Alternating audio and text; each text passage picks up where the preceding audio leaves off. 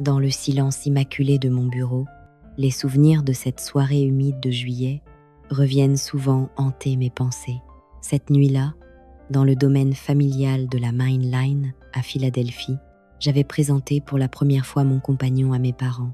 Élise Laurent, c'est moi. À l'époque, j'avais introduit Adrien, un jeune architecte prometteur, calme et brillant, à ma famille. Ma sœur Valérie Moreau avait 21 ans. Elle enchaînait les échecs universitaires et se noyait dans l'amertume. Dès le dîner, l'atmosphère devint toxique. Valérie ne se contenta pas de bouder. Elle se transforma en prédatrice, se penchant au-dessus de la table en acajou pour poser des questions indiscrètes sur les revenus de l'entreprise d'Adrien. Maman, Madame Henri Moreau, observait avec un sourire approbateur, comme si ce comportement n'était qu'une simple joie de vivre. Adrien devenait visiblement mal à l'aise. Ses commentaires se faisaient de plus en plus audacieux. Quand je nous excusais pour nous rendre à la bibliothèque, afin de lui montrer de vieux plans familiaux, je crus que nous avions échappé à son emprise. 10 minutes plus tard, la porte s'ouvrit en grinçant. Valérie apparut, légèrement chancelante, un verre de bourbon coûteux à la main. Elle m'ignora complètement et marcha droit vers Adrien. Elle posa une main sur son torse et murmura qu'un homme de sa vision ne devrait pas se contenter d'une calculatrice prudente et banale comme moi. Adrien recula aussitôt, le visage marqué par la colère et la stupeur. Il lui répondit fermement qu'elle dépassait les bornes et qu'il n'avait aucun intérêt pour ces jeux. Le rejet fit basculer quelque chose en elle. Le visage de Valérie se tordit de rage pure.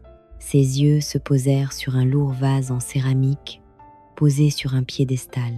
Avant que je ne puisse réagir, elle se jeta sur moi en hurlant que j'avais toujours été la chanceuse, qui lui volait tout ce qu'elle méritait.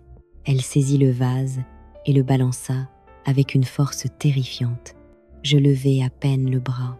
Le bord en céramique me frappa au front.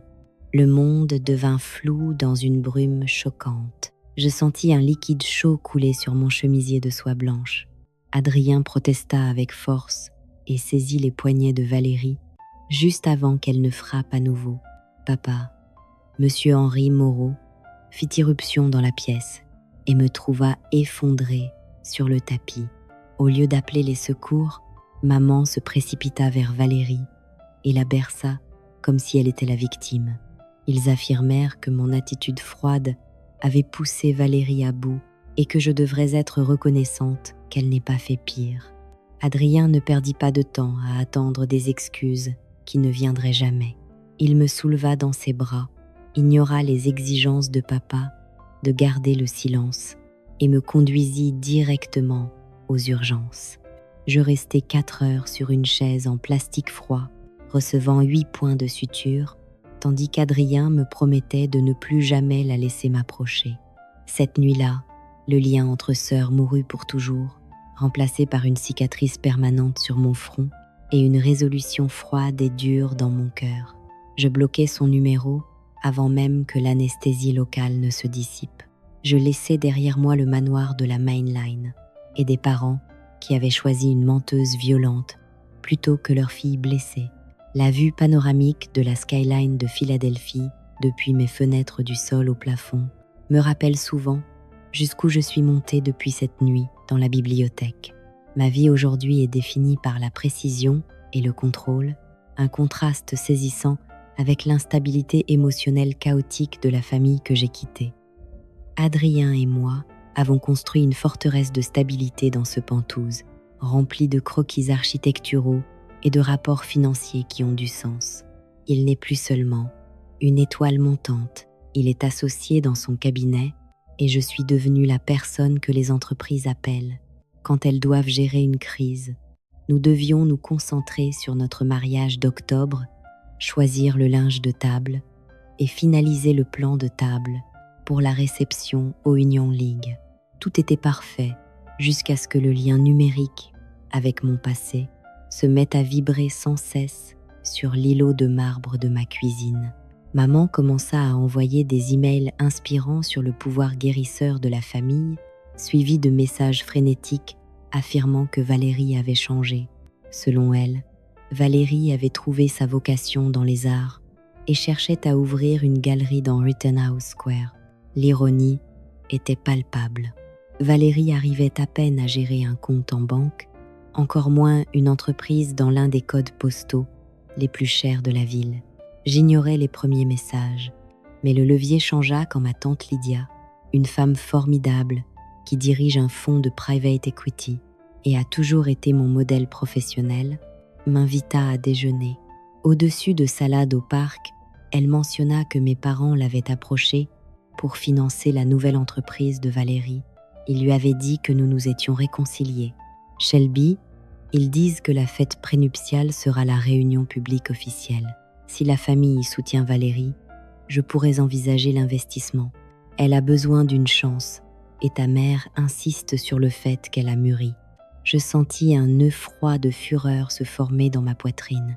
Mes parents n'avaient pas seulement demandé une place d'invité, ils utilisaient ma réputation et mon mariage comme accessoire pour obtenir des fonds pour le caprice de Valérie.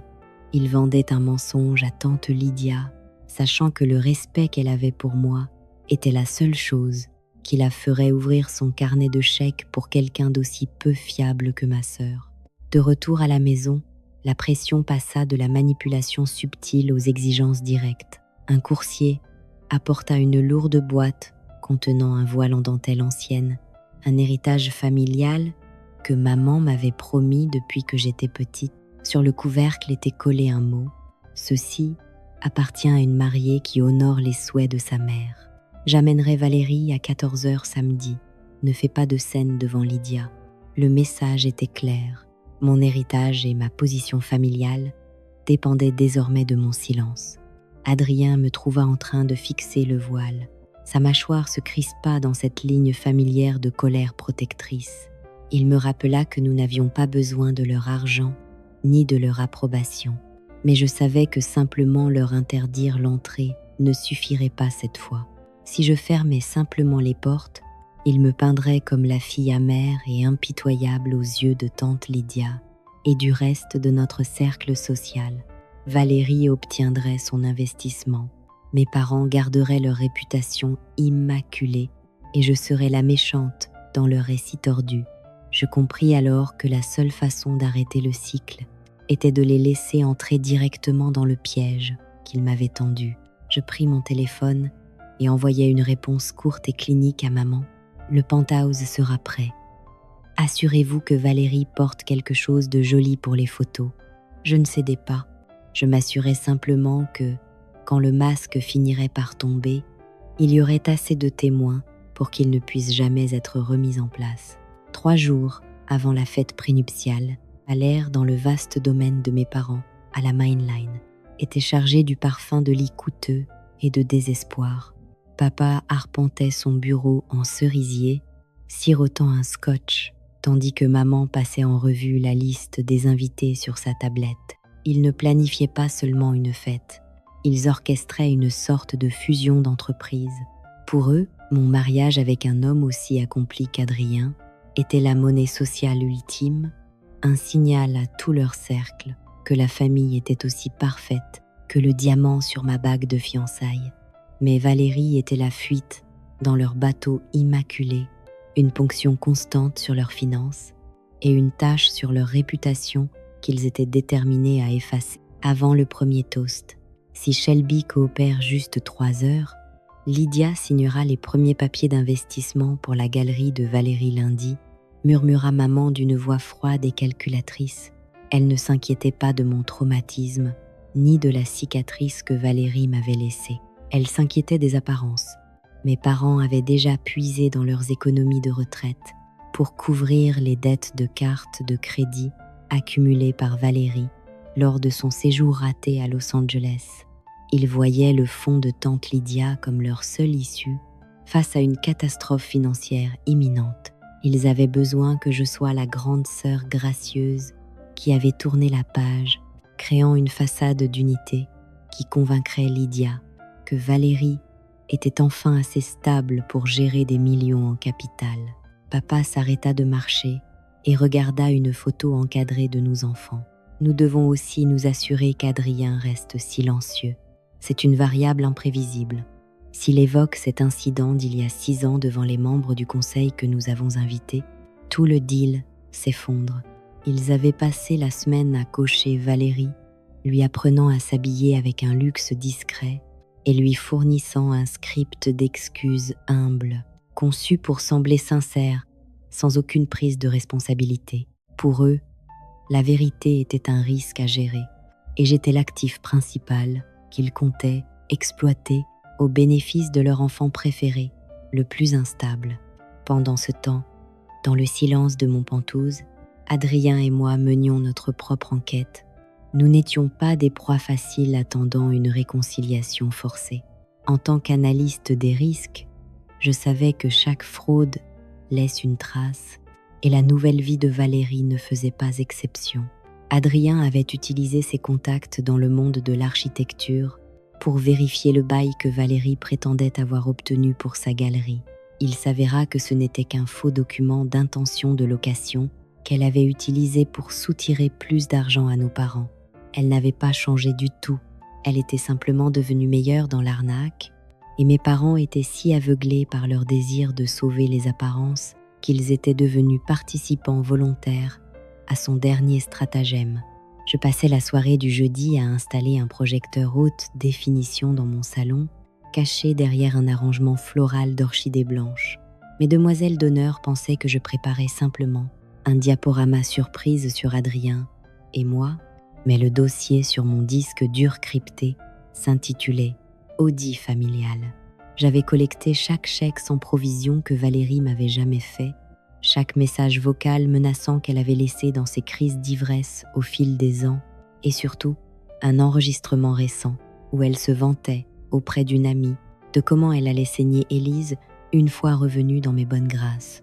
Mes parents pensaient amener un loup déguisé en agneau dans ma maison, mais ils avaient oublié que c'était moi qui avais conçu le système de sécurité.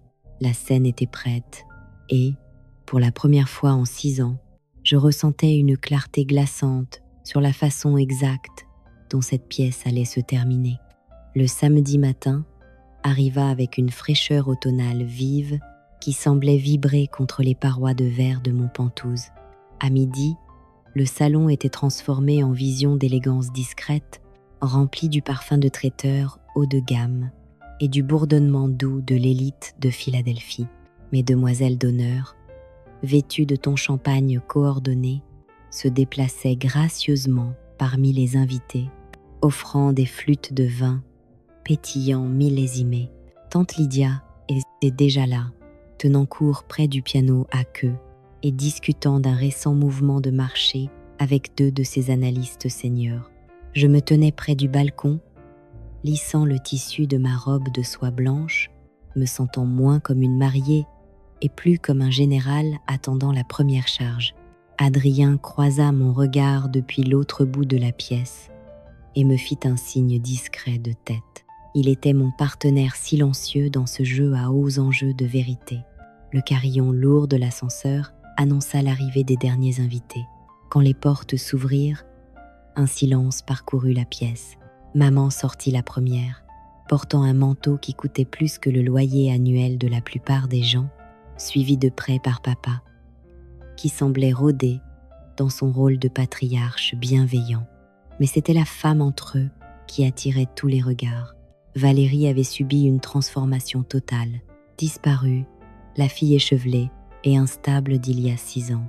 Elle était polie jusqu'à briller, portant une robe marine conservatrice et un sourire qui semblait peint par une professionnelle. Elle tenait un petit cadeau emballé comme une offrande de paix, ses yeux balayant la pièce à la recherche de Lydia. Avant de se poser enfin sur moi, Élise lança maman d'une voix qui perça la tension, en se précipitant pour planter un baiser sec sur ma joue. « Regarde-toi et regarde Valérie, n'est-elle pas magnifique ?» Elle attendait cela avec tellement d'impatience. Elle saisit la main de Valérie et la tira vers moi, m'emprisonnant efficacement dans un coin de ma propre